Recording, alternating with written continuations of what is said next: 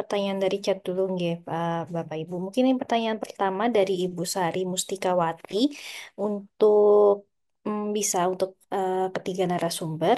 Mohon izin bertanya, penyembuhan lewat jamu apakah bisa cepat daripada melalui obat? Dan apakah minum obat dan minum jamu bisa bersamaan dengan tenggang waktu yang berbeda? Terima kasih. Baik, mungkin Prof. Nanang bisa menjawab. Maaf Mbak, saya sebentar tadi ini ada gangguan suara. Bisa Oh, diulang? iya. Ya, mohon izin bertanya penyembuhan lewat jamu apakah bisa lebih cepat daripada melalui obat? Dan juga apakah minum obat dan minum jamu bisa bersamaan dengan tenggat waktu yang berbeda? Iya, Bapak Ibu sekalian, yang namanya obat itu kan sudah mengambil intisari dari jamu. Artinya apa? Ini kaitannya kalau kita membandingkan maksudnya obat yang dikembangkan dari bahan alam ya. Nah, jadi misalkan dalam jamu itu taruhlah komponen herbal X gitu ya. Lalu ada proses penelitian lanjutan, oh ternyata senyawa yang aktif sebenarnya adalah senyawa C misalkan. Maka itu dibuat obat ya, dibuat obat. Tentu saja kalau kita bandingkan dengan dosis yang sama, maka obat akan memberikan efek yang lebih besar. Ya, tentunya akan lebih cepat gitu. Kalau kita menggunakan herbal, tentunya untuk mencapai efek yang cepat tadi memerlukan dosis yang lebih banyak. Tetapi dengan bertambahnya dosis kan senyawa-senyawa lain juga akan tinggi dosisnya. Pertanyaannya itu berakibat enggak pada sistem yang lain. Maka kalau saya pribadi, misalkan saya kena panas, apakah saya mau menggunakan dadap serp atau paracetamol? Ya, saya milih paracetamol gitu karena untuk efek yang cepat gitu. Makanya ada yang menyampaikan, oh ini jamu tradisional lebih cocok ya untuk penyakit-penyakit yang sifatnya itu penyakit-penyakit metabolik jangka panjang, kronis gitu. Kalau mau nendang, tensinya naik. Ya kaptopril mau nendang. Kalau Anda pakai seledri, mungkin kesulitan dalam menakarnya karena sumbernya juga berbeda kecuali sudah terstandar ya. Jadi kadar apinya sekian, penurunannya misalkan 5% gitu. Begitu Mbak, Mbak Siska. Karena katanya dose respon. Oke, baik. Lalu, apakah bisa berminum dengan minum obat, obat sintetis gitu ya, Prof ya, dengan minum jamu secara bersamaan dengan tenggat waktu yang dijarakkan atau berbeda begitu? Ya bisa kalau ada jarak ya. Kalau di bersama pun ada yang bisa, ada yang enggak. Contoh, obat-obat yang memiliki sifat, jamu yang memiliki efek pada enzim sitokrom P450 ya. Misalkan itu adalah piperin ya. Itu tuh akan mempengaruhi bioavailabilitas nyawa yang lain gitu. Tetapi bagi yang tidak mengandung senyawa-senyawa yang mempengaruhi bioavailabilitas senyawa-senyawa yang lain tidak masalah, bersama nggak masalah. Kalau mau aman ya tadi diberi durasi misalkan 1 atau 2 jam ya. Misalkan bawang, bawang itu antiplatelet ya. Kalau Anda minum bersama dengan siklosporin, itu bisa mengakibatkan efek dari siklofurinnya sangat terpengaruh gitu. Karena dua-duanya kan memiliki target yang pada kaitannya dengan penjendalan darah gitu. Baik, begitu. eh, Terima kasih Prof untuk jawabannya. Begitu Bu Sari Mustikawati, semoga bisa membantu menjawab dari pertanyaannya. Ini ada yang raise hand, Ibu Nunu Siti. Monggo Ibu bisa di unmute, bisa Ya, bertanya kepada sumber. Ya. ya. eh, Terima kasih atas kesempatannya. Saya kebetulan terlambat tadi mengikuti sesi ini atau webinar pagi ini. Yang jelas saya salah satu pengguna obat herbal juga, terutama sejak COVID ya. Itu saya menggunakan untuk meningkatkan imun itu ramuannya ada temulawak, kunir, kemudian serai, jahe gitu ya, jahe merah sama kayu manis. Tapi bagaimanapun saya juga akhirnya kena COVID. Nah, yang saya tanyakan, saya tuh rutin minum obat juga karena saya penyintas diabetes ya, Mbak. Ya, penyintas diabetes itu sejak tahun 2014. Tetapi saya efektif berobat ke dokter herbal itu sejak tahun 2022 hingga terakhir Februari kemarin. Persoalannya, ya pertama memang dengan herbal itu saya kayak resep biasa itu diresepkan kemudian saya harus diseduh diminum setiap hari sekali.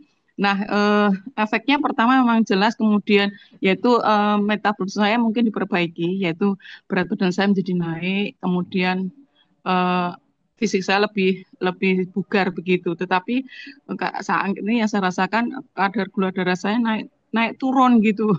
Naik turun. Puasa kemarin itu saya bisa turun sampai 148, tapi kemudian naik lagi. Ini yang saya bingung. Memang dari secara medis, dan kebetulan saya ambil S3 jurnal itu, jurnal-jurnal itu menyatakan kalau diabetes itu kayaknya sulit diobati. Tapi ada juga satu jurnal yang saya temukan itu bisa dengan bahan-bahan antioksidan, termasuk salah satunya juga jamu itu. Nah, ini yang saya bingung itu adalah apakah memang bisa diabetes itu disembuhkan atau tidak. Itu yang saya tanyakan, karena bagaimanapun supaya ada harapan juga ya, saya sudah sejak 2014 itu terkena diabetes. Begitu, terima kasih atas jawabannya.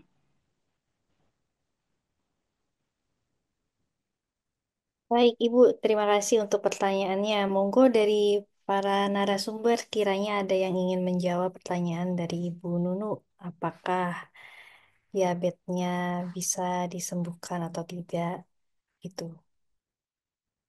Baik, mungkin saya tanggapi ya, Mbak Siska ya. Mungkin nanti Ya, Pak Pak. Joko atau Mbak Endri bisa menambahkan ya. Terima kasih pertanyaannya Bu Nunu. eh saya ada telepon masuk gimana ini? Di laptop ini matikan dulu ya. Ya, saya tidak bisa menyatakan bahwasannya diabetes tidak bisa diobati. Saya tidak berani mendahului ketentuan Tuhan gitu ya. Karena Tuhan sendiri melalui nabinya kan kulidawain, kulidain dawa gitu. Setiap penyakit itu ada obatnya.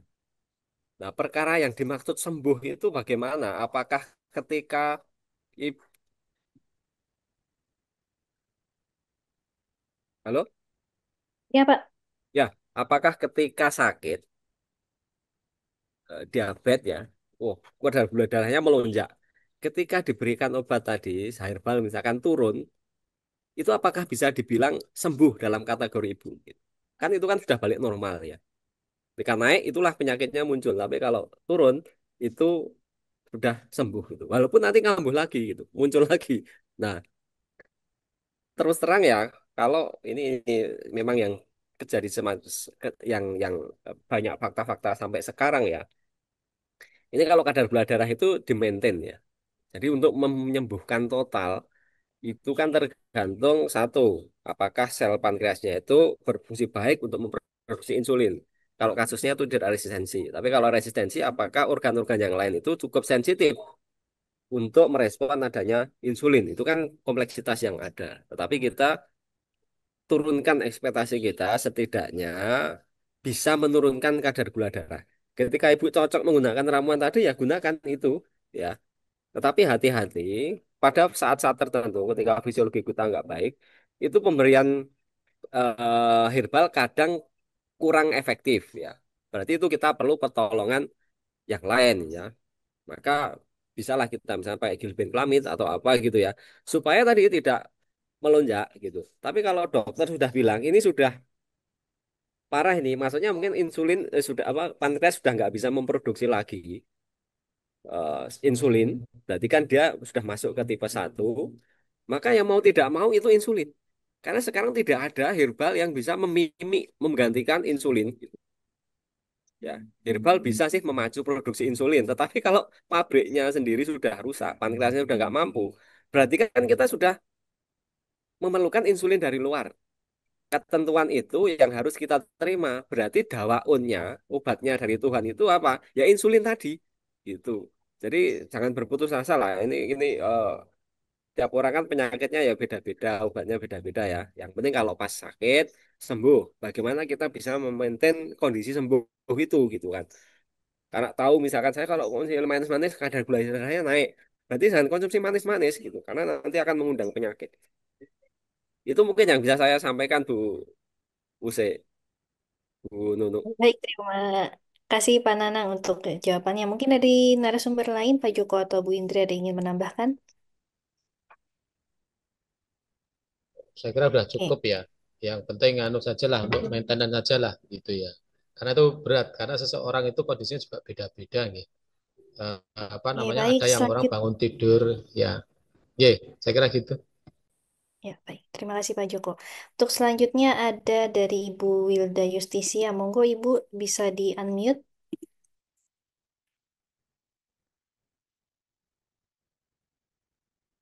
Mbak Siska, saya mohon Ya. izin eh, jawab ada telepon darurat sebentar. Mungkin nanti Pak Joko hubungi lebih Oke. dulu ya. Ya, Pak. Baik. Ibu Wilda,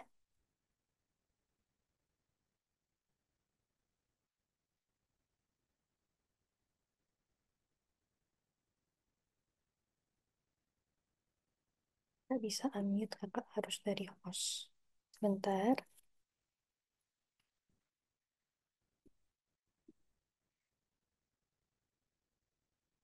Halo, Oke, selamat baik. siang. Ya.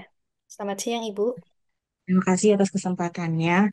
Ibu, terima kasih atas materinya juga yang sangat luar biasa dari Bapak dan Ibu semua. Sini saya punya 3 pertanyaan. Yang pertama untuk Pak Joko, bagaimana cara terbaik untuk menyimpan rimpang, Pak, yang sudah dikeringkan seperti itu?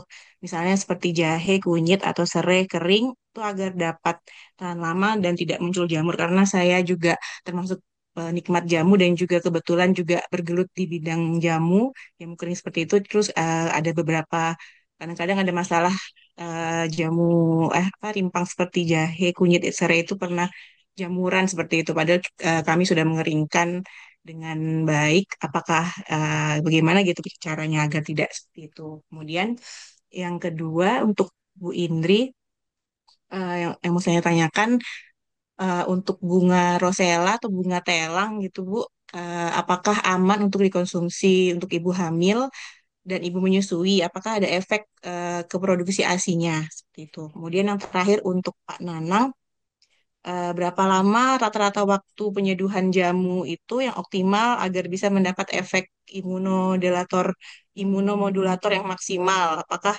kalau jamu yang langsung direbus atau yang diseduh dengan air panas langsung ke gelas itu ada perbedaan seperti itu? Terima kasih.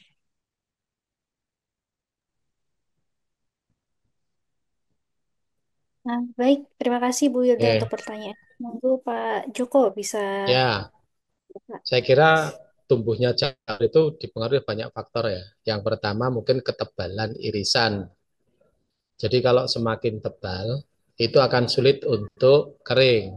Nah, maka kemudian irisan rimpang-rimpang jahe temulawak itu ada aturannya, kira-kira 0,5 cm gitu ya, itu sudah maksimal gitu. Jangan terlalu tipis, kalau terlalu tipis nanti juga akan cepat kering dan senyawa di dalamnya, terutama minyak jenis akan menguap semua, itu rusak begitu ya. Terus kemudian yang kedua tentunya cara pengeringan. Nah, cara pengeringan itu harus betul-betul diperhatikan. Misalnya tidak boleh dengan sinar matahari secara langsung. Berarti harus ada penghalangnya. Misalnya dengan apa namanya screen gitu ya, yang mungkin sekian persen. Atau kalau tidak ada berarti dengan ditutup dengan kain yang berwarna gelap begitu. Nah, itu harus kita cek dulu apakah rimpang itu sudah betul kering. Kalau kering itu berarti ketika ketika kita patahkan irisan itu bunyi tak gitu. Nah, berarti sudah kering. Nah, baru kemudian itu kita masukkan gitu ya ke dalam wadah. Nah, wadah itu kan juga tidak boleh sembarangan. Lebih baik wadah yang tertutup apa namanya misalnya kalau hanya untuk jumlah kecil kita bisa pakai lodong gitu ya di rumah begitu. Terus ditutup rapat, disimpan di suhu yang tidak boleh lembab, jadi suhu kamar begitu. Itu tidak masalah kalau hanya untuk diri sendiri keluarga. Tapi kalau kemudian harus dalam produksi yang jumlah besar, maka harus di gudang. Nah, gudang tidak boleh langsung kena lantai. Jadi bungkus apa namanya bahan-bahan tadi yang sudah dibungkus begitu ya, itu tidak boleh kena lantai secara langsung, harus ada paletnya itu. Dan gudang itu harus bersih dan terang, tidak seperti gudang kebanyakan orang Indonesia. Gudang itu pasti gelap gitu kan, dan di situ tidak teratur. Nah, kalau gudang bahan baku mestinya harus teratur, ada paletnya, syukur diatur dari bawah sampai ke atas begitu. Dan itu yang bisa menjamin bahwa bahan baku seperti yang dikeringkan tadi itu tidak akan banyak jamurnya begitu. Itu ya, Bu. Saya menjawabnya seperti itu, Mbak Uce. Baik, terima kasih Pak Joko untuk jawabannya. Untuk pertanyaan kedua untuk Bu Indri, mungkin bisa dibantu dijawab, Ibu. Iya, terima kasih. Islam mohon izin off cam karena sedang perjalanan. Baik, Ibu. Tapi sinyalnya tidak stabil. Ya, tadi terkait pertanyaan Bu Ibu. Sinten Mbak Bu tadi Mbak. Wilda. Bu Wilda, Bu Bu Wildan Wilda. ya. Ya. Ya, apakah harus sama bunga telang ya? Menyusui seperti apa begitu ya? Nah, mohon izin dulu apakah ini maksud pertanyaan yang dikombinasikan atau tunggal ya Ibu Wildan ya? Ibu Wildan. Saya jawab dulu aja ya, Bu Wilda. Mohon izin, nanti mohon koreksinya Prof. Nanang, Pak Joko, Prof. Ika juga Yeah. di sini ada dosen saya semua. Ya, eh, dari yang saya paparkan tadi untuk salah satu sampelnya bunga telang itu kalau dari riset yang kami ambil itu kan bunga rosella ya. Bunga telang nanti saya belum ada paparan terkait bunga telang dan ini saya juga browsing belum menemukan ya kalau terkait bunga rosella sendiri ini sudah dilakukan penelitian untuk melihat efektivitas peningkatan kadar hemoglobin tapi untuk pengujian atau data terkait keamanan apa namanya bunga rosella untuk ibu menyusui sampai saat ini belum belum ada apa namanya data atau belum ada uji keamanan seperti itu ya.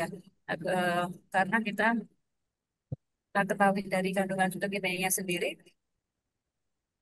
kalau rosella ini kan memang kandungan zat besinya kan tinggi begitu ya. Harapannya kan Pak, untuk kasus yang anemia ini memang ada peningkatan gitu. Dan tentunya juga harus diperhatikan dosis yang aman atau mungkin tidak terlampau berlebihan gitu ya untuk penggunaan Rosella sendiri. Tapi kalau untuk yang telang, eh, kalau dilihat dari kandungan antosianin, kemungkinan bisa di apa namanya dikembangkan untuk penelitian lebih lanjut. Karena beberapa tanaman yang tadi saya paparkan itu kan rata-rata kandungan antosianinnya kan juga tinggi begitu ya. Dan mampu memberikan efektivitas untuk peningkatan kadar hemoglobin dan ujiannya juga sudah dilakukan pada kasus ibu hamil begitu. Namun untuk batas amannya dan data efek sampingnya memang belum ada. Saya belum berani menyampaikan begitu ya, apakah ada efek samping dari penggunaan keduanya atau kombinasinya. Tapi yang jelas saya mengambil literatur reviewnya dari ujian aktivitasnya tersebut begitu, Bu Wilda. Mungkin itu yang bisa kami sampaikan. Mohon izin, mohon koreksinya Prof. Nanang kalau ada yang keliru. Matur suwun.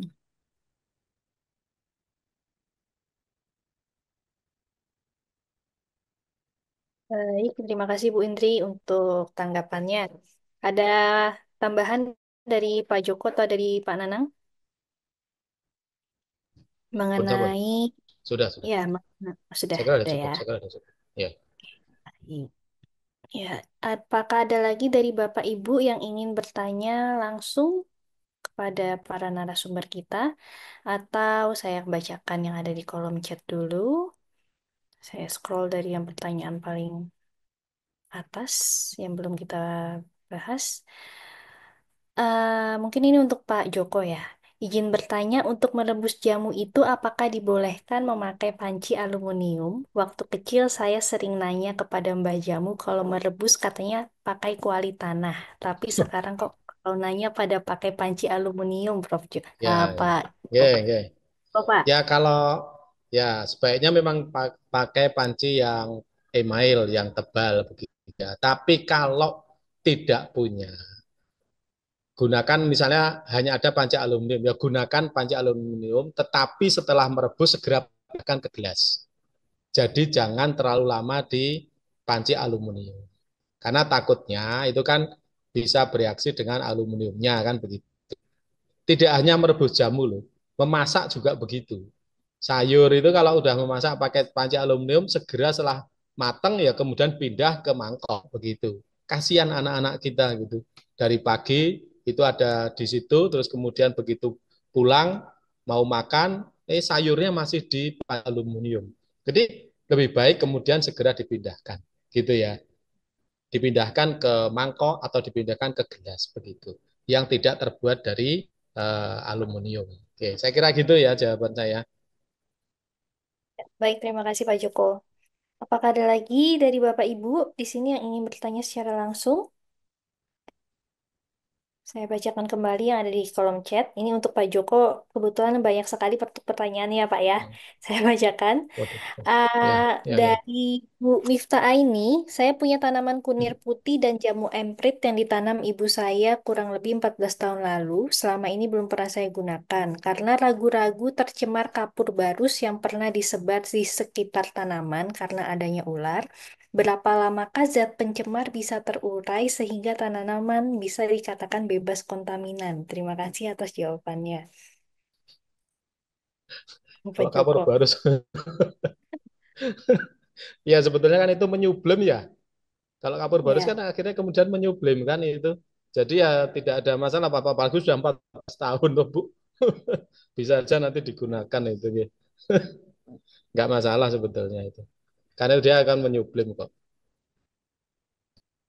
Saya kira bisa Bu, monggo silakan aja nanti kalau mau panen ya berarti bulan Juli, Agustus itulah gitu ya. Pas untuk bisa kita pas panen pas lagi. musim kemarau. Oke. Oke, baik, terima kasih Pak Joko. Lalu pertanyaan selanjutnya, jikalau tidak ada dari yang ingin bertanya secara langsung, untuk Bu Indri, ada pertanyaan dari Nur Azid. Izin bertanya ke Bu Indri, bagaimanakah cara konversi dosis yang efektif di mencit kepada manusia, Ibu?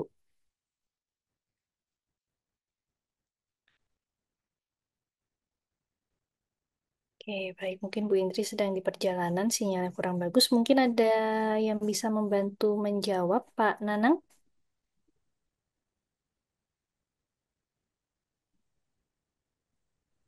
Baik, Mbak Siska, saya ada banyak pertanyaan juga ini di chat ini ya.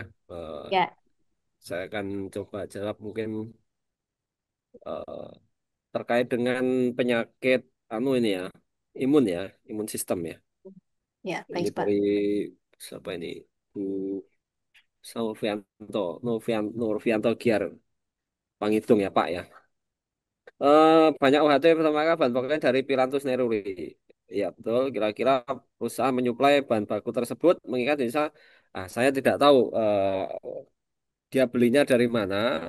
Tapi keyakinan saya begini, karena dia kan sudah established ini ya. Maksudnya demand-nya kan sudah tetap, misalkan memproduksi tadi Stimuno tadi ya, demand-nya sudah tetap, dia pasarnya kan sudah tahu kebutuhannya sudah bisa diprediksikan. Saya yakin dia sudah memiliki lahan budidaya sendiri. Saya nggak sulit membayangkan kalau itu diperoleh panen dari liar gitu ya. Cuma di mananya saya tidak tahu. Dan dia sudah punya standar kan, misalkan kadar filantinya harus berapa persen. Ya, dari manapun monggo, tapi pastikan itu memenuhi kriteria. Dari impor pun nggak masalah kalau memang kebutuhan dalam negeri memang belum memadai gitu kan. Ya, terus gimana lagi daripada bangkrut nggak jadi jualan jamu gitu kan. Jadi tapi ya pastikan tadi karena ini sudah masuk fitofarmaka, ibarat standar juga UHT itu kan sudah memiliki standar untuk bahan baku ya. Silakan itu dari mana. Kalau fitoterapi untuk penderita autoimun, ya memang ada beberapa pendapat yang tidak menyarankan eh, penggunaan herbal imunostimulan ya. Karena itu bisa unpredictable efeknya itu ya. Karena banyak sekali penyakit-penyakit autoimun itu yang justru kalau sistem imunnya misalkan imunoglobinnya leukosit T-nya dipacu mungkin ada masalah gitu. Nah, ini memang harus kasuistik ya. Tapi kalau kita mau aman ya, saya pernah baca tuh ada review untuk penyakit-penyakit autoimun itu yang paling aman yang menggunakan senyawa-senyawa yang mengandung polifenol ya, fenolik antioksidan. contoh itu teh hijau ya. Kemudian kurkumin, kurkumin itu juga mengandung antioksidan yang kuat ya. Ya, kemudian juga ginseng gitu. Dan itu sudah ada uji kliniknya. Ya, artinya herbal-herbal yang sifatnya itu suportif, membuat dia lebih baik ya.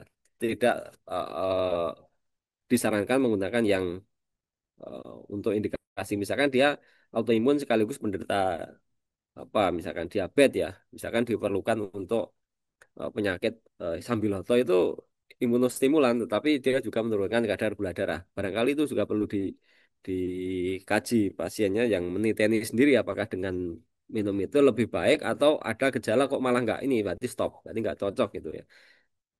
Itu sudah ada anu Pak eh, siapa tadi? Cianto ya, Pak Nurfianto ya, Nurfianto, Pak. ya Bapak Ya, bisa bisa cek di sudah ada itu review untuk uji klinik beberapa herbal yang digunakan untuk imunostimulan. Coba ini saya cari nanti saya cek di sini ya untuk beliau ini.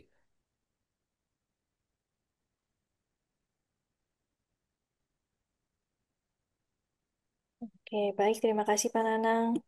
Iya, mohon maaf pertanyaannya Pak Nurfianto juga untuk Pak Joko. Pertanyaannya ada 3 pertanyaan Pak Joko. Untuk yang Ya, pertama, gimana ya, ya, cara ya. mengolah sayuran yang tepat agar kandungan fitokimianya tetap terjaga? Gitu, Pak. Lalu Hmm. pertanyaan yang kedua, apa Ya, saja tantangan UMKM dan industri jamu dalam memastikan keaslian bahan dan menjaga khasiat tanpa BKO? baik. Oke, baik yang pertama gitu ya. Tentunya ini kan mungkin cara mengolah ya, mengolah jadi masakan. Kalau mengolah masakan itu kita sudah diajari sebetulnya cara mengolah sayuran yang baik gitu supaya tidak banyak kerusakan ya berarti cara ngerebusnya harus benar. Cara ngerebus yang benar itu berarti didihkan dulu airnya. Bumbu-bumbu sudah masuk, begitu kan? Sari sayur itu terakhir begitu. Dan kemudian menggunakan api yang kecil itu kalau kita masak. Begitu pula saat merebus. Merebus itu juga begitu. Merebus bahan jamu juga begitu caranya. Jadi didihkan air dulu, baru kemudian setelah mendidih masukkan bahan yang kita rebus, terus kemudian kita tutup, kemudian kita kecilkan api, kita tunggu sekitar 10 atau 15 menit. Nah, baru kemudian kita buka dan seterusnya. Kita pindahkan ke apa namanya atau alat yang bisa kita manfaatkan seperti gelas atau mangkok lah begitu ya. Nah, itu yang pertama jam sama. Kemudian yang kedua, itu banyak kasus adulterasi itu kandungan BKO pada jamu. Faktor apa? Faktornya itu sebetulnya kita sendiri biasanya. Kenapa? Ada orang yang bilang bahwa jamu itu cespleng. Nggak ada. Nggak ada, proses pleng itu nggak ada. Jamu itu bisa dirasakan manfaatnya setelah 2 pekan misalnya, atau 3 pekan, begitu. Nah, karena kita sendiri yang mengatakan bahwa jamu itu cespleng, maka kemudian banyak orang ketika bikin jamu kok nggak cespleng, kemudian ditambah BKO. Nah, ini haram hukumnya ini. Gitu ya. Nah, sehingga kita jangan punya anggapan bahwa jamu itu pasti cespleng. Enggak, jamu itu kita bisa rasakan manfaatnya itu setelah sekian pekan begitu ya. Kalau misalnya wedang jahe misalnya kalau itu dianggap sebagai apa namanya dianggap sebagai jamu, kalau kemudian ketika kita sakit kepala kita minum wedang jahe kok kemudian sudah apa namanya sakitnya berkurang, nah itu bukan berarti cespleng karena memang jahe itu digunakan untuk melancarkan peredaran darah gitu. Jadi tidak kemudian saya takutnya itu bahwa ada untuk diabetes misalnya kemudian apa hari ini minum terus kemudian bisa turun dan enggak begitu. Kita bisa merasakan itu jangkanya panjang, 2 pekan, 3 pekan, 1 bulan bisa bisa merasakan begitu. Oke, itu. Jadi tidak ada jamu yang sesulang itu enggak ada. Itu apa namanya harus dipahami bersama. Kemudian tantangan gitu ya. Tantangannya tentunya banyak harus belajar begitu ya. UMKM juga harus banyak belajar dan kita yang tahu itu harus mendampingi. Seperti saya katakan tadi, kita punya buka sekolah-sekolah, begitu komunitas, begitu. Begitu di Dewan Jamu juga begitu, hadir ke UMKM begitu untuk mendampingi. Oh, bahan yang benar seperti ini, cara ngolah yang benar seperti ini, dan seterusnya hingga menjadi produk begitu. Oke, seperti itu. Terus kemudian ketiga ini pertanyaan, apa ada saran rekomendasi pengembangan tanaman obat oleh Fakultas Agronomis untuk standarisasi bahan baku? Bapak, yang namanya standarisasi itu beda dengan penetapan kadar. Penetapan kadar itu hanya bagian kecil dari sebuah standarisasi. Maka yang penting itu semua harus terstandardisasi. Apa itu? Ikuti GAP, Good Agriculture Practice. Berarti budidayanya harus terstandardisasi. Good handling agriculture collecting practice misalnya GHACP misalnya itu diikuti apa namanya standarisasi di sana. Jadi kita yang menyusun standar-standar dan kemudian dilaksanakan. Nah, kalau kita sudah menyusun standar dari budidayanya atau dari koleksinya, terus kemudian kita panennya seperti apa, cara melakukan pengeringan harus seperti apa, semua tertulis, maka itulah produk yang terstandarisasi ketika itu nanti diberikan untuk ranah senyawa atau metabolitnya. Berarti itu sudah terstandarisasi. Dan itu memang harus semua pelaku usaha, semua itu harus ada melakukan hal itu. Jadi ada penjaminan mutu lah begitu ya. Ya kekurangan kita kan di sini sebetulnya. Maka jangan hanya menganggap bahwa standarisasi itu hanya penetapan kadar. Enggak, penetapan kadar itu bagian kecil dari sebuah standarisasi. Karena standarisasi itu sebuah sistem, gitu ya. Ada input, ada proses, pasti ada output. Dan output itu tidak bisa menipu dari prosesnya, begitu. Itu ya, Mbak Uce, Baik, jawaban terima saya. kasih Pak Joko. Semoga menjawab untuk Pak Novianto. Lanjut Pak Joko, ini ada pertanyaan lagi untuk Pak Joko. Bagaimana jika ingin mengadakan penyuluhan jamu kepada masyarakat? Siapakah peserta yang tepat dan bagaimana menyelenggarakan penyuluhan jamu yang efektif, Pak? Ya, yang pertama tentunya observasi dulu ya ke masyarakat, termasuk tokohnya.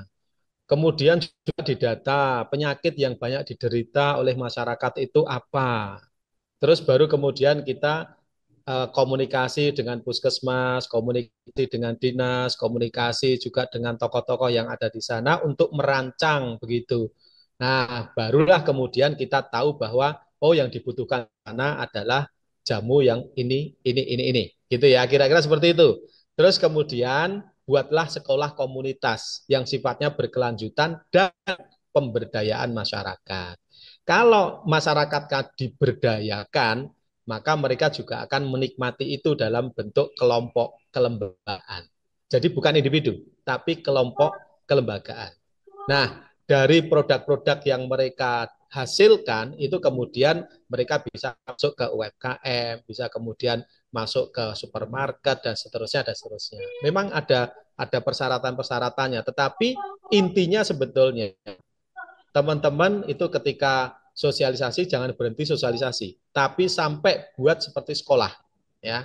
Terus kemudian buat untuk pemberdayaan masyarakat. Dengan satu produk saja saya kira sudah cukup. Sehingga kalau setiap kampung ada satu produk, maka luar biasa nanti. One village, one product. Kampung ini produknya jahe. Kampung ini produknya sirih. Kampung sana produknya kencur hitam. Sana kunyit apa dan seterusnya. Nah itu luar biasa nanti. Sehingga pasti akan apa namanya akan mendatangkan ya kesejahteraan lah begitu ya bagi warga masyarakat begitu. Ye.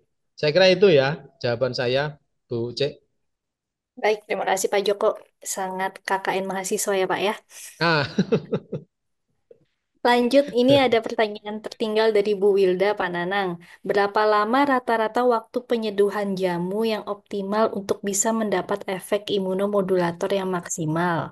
Apakah ada perbedaan keefektifan jika jamu langsung direbus atau hanya diseduh dengan air panas atau mendidih? Terima kasih banyak, Pak. Ya, baik. Makasih, Mbak Siska ya. Wilda, ya, Dari Bu Wilda ya. Baik. ya Bu Wilda.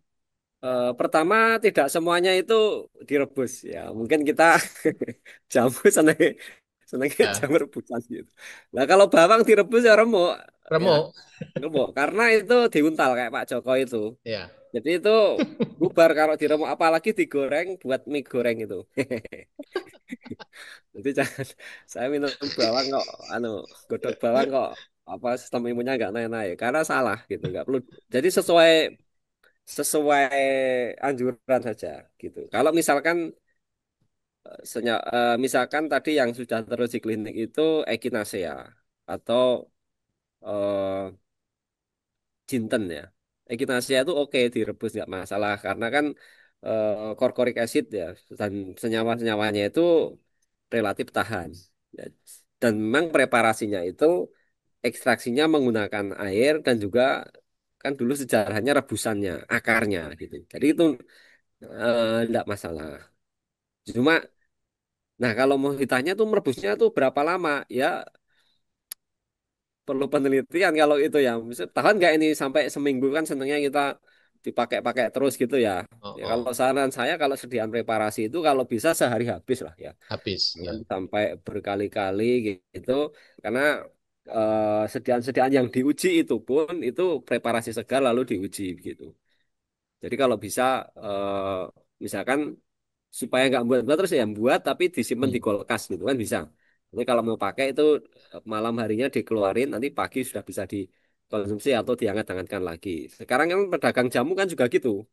Dia tidak repot-repot pagi-pagi preparasi tapi preparasi dalam jumlah banyak ternyata lalu disimpan di freezer gitu. Bukan di kulkas aja di freezer. Nanti kalau mau pakai muter dia keluarin itu malamnya atau pagi sekali nanti pas muter dia sudah apa Cair. air gitu ya jadi gitu ya tidak semuanya itu direbus tapi kalau mantepnya kalau ngerebus ya monggo berarti tiap hari Anda preparasi itu tadi kayak membuat teh itu ya Kalau dimasukin ke freezer atau kulkas itu bisa bertahan berapa lama ya Pak kira-kira Pak? lama toh kalau freezer freezer loh ya bukan kulkas ya Mm. freezer Mm. bisa berhari-hari mungkin berminggu-minggu nggak masalah itu karena itu kan kita anu ya kita apa eh, reservasi ya dalam freezer itu. Kalau di kulkas ya, ya mungkin sehari 2 hari 2 kali 24. harus dua kali harus dua puluh hati-hati empat itu jam. ya, karena jamur bakteri bisa tumbuh. Iya. Betul. Terima kasih Bapak. Untuk pertanyaan selanjutnya, ini bisa untuk Pak Nanang atau Pak Joko juga bisa membantu menjawab. Izin apakah sama khasiat antara tanaman yang segar dengan yang kering yang biasa tersedia di toko? Dari Ibu Tuti pertanyaannya, Pak. Hmm. Ya kalau gini ya, kalau kering itu kan dalam dosis yang sama dia lebih poten ya. Karena kalau dalam bentuk segar itu kan susut nanti ketika dikeringkan. Misalkan dalam bentuk segar 1 kilo, ketika dikeringkan hanya menjadi 100 gram misalkan. 100 gram. Nah, ketika kita ngambil dosisnya, 1 genggam atau berapa gram itu kan yang kering menjadi lebih poten. Ya, karena kan air ya, atau bahan-bahan lain ya matrik-matriknya itu tidak kita ikutkan dalam penimbangan tadi. Jadi otomatis yang lebih kering lebih lebih poten, tetapi kandungannya apa ya itu kadang pengeringan juga nggak bagus juga. Misalkan saya bilang tadi bawang itu pengeringan mengurangi kualitas. Kalau kunyit oke lah, mau dikeringkan mau segar ya itu kurkuminnya relatif tahan selama kebasaannya itu tidak diubah gitu aja. Iya. Baik.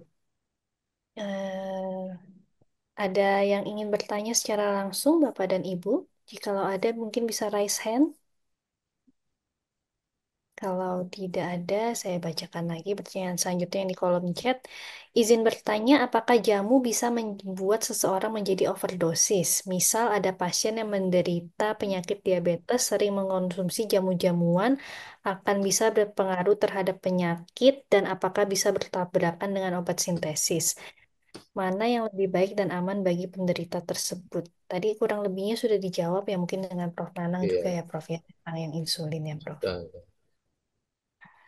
Ya, ya ya semuanya itu ada takarannya ya.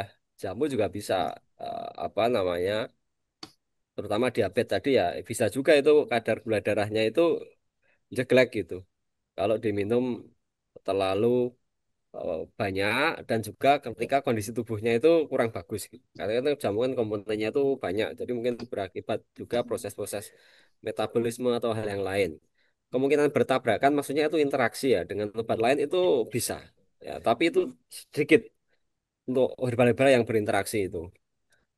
Terkadang kita itu lebih berani minum obat sintesis yang efek sampingnya jelas gitu kan. Efek sampingnya jelas, efek sampingnya jelas ada, itu kita berani. Lah minum jamu sing efek sampingnya ora jelas kok rawan iki, gitu aja. Kecuali nanti ya toh Pak Joko, Iya, paracetamol, iya, iya, topil betul. campur-campur wani, efek sampingnya Berani. itu tulang kropos apa apa berani, jelas itu efek sampingnya terbukti klinik.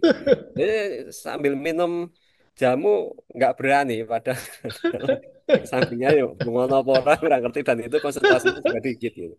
Nah, ini. Iya. Tapi bagi yang sudah jelas itu yang berkaitan dengan metabolisme ya. Ya contoh tadi saya contohkan itu merica misalkan, merica Hmm, atau piper, yang piper ya, piper kubiba ya. macam itu dia bisa menghambat metabolisme obat karena dia ke sitokin T450 kan. Akibatnya Hmm, obat-obat tertentu itu konsentrasinya naik, ya sulit nah, diekskresi. Tapi sebaliknya, yang kuat ya, saya bilang yang kuat itu San John Wort ya, Hipericum oh perforatum. ya. Itu mungkin Nah, impor ya, tapi itu tersedia di pasar ya. ya. Itu kan induser yang kuat untuk sitokin P450. Kalau kita minum obat itu misalkan dengan obat pengencer darah, itu fatal ya, karena kan Fatal. metabolismenya kan dipercepat obatnya itu. Jadi nggak efektif nanti obatnya. Baik, terima kasih untuk Bapak dan Ibu. Ini tidak terasa diskusi kita sudah berlangsung dan sudah di Udah akhir 1 jam sesi. ya. Sudah 1 jam. Terima kasih Ah, untuk ah. diskusinya yang sangat interaktif. Baik Bapak dan Ibu semua, setelah mendengarkan paparan yang sangat menarik hari ini, kita bisa menjadi menambah wawasan kalau bahwa saja jamu ini bukan sekedar warisan, tetapi juga merupakan potensi besar yang perlu kita rawat dan kita kembangkan. Kita hari ini mendapatkan materi dari isu pemalsuan bahan herbal, lalu ada herbal untuk pasca persalinan, lalu juga ada potensi fitoterapi sebagai imunomodulator, sehingga bisa menambah wawasan kita tentang jamu yang mempunyai peran strategis jika didukung dengan ilmu dan juga kolaborasi. Terima kasih untuk Bapak dan Ibu narasumber yang super luar biasa dan untuk semua peserta yang sudah antusias dari awal sampai akhir. Mari terus kita dukung jamu Indonesia agar benar-benar menjadi tuan rumah di negeri kita sendiri, bukan hanya slogan tetapi juga menjadi kenyataan. Baik, sekian dari saya sebagai moderator. Saya mohon maaf apabila ada kesalahan dan juga kekurangan. Saya kembalikan ke Dr. Nuke sebagai MC.